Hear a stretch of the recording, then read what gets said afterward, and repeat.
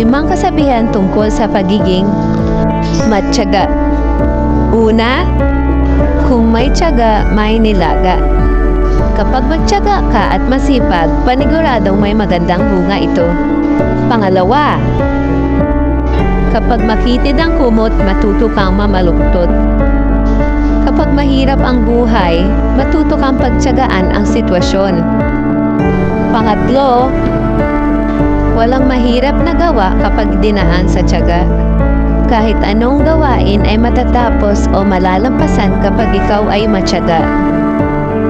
Pang-apat, kung ayaw mong maghirap, ikaw ay magtiyaga. Sa buhay, mahalaga ang maging matyaga, lalong-lalo na kung ikaw ay pinanganak na hindi mayaman. At ang panglima, ang taong marunong magtiyaga, hindi makakawawa.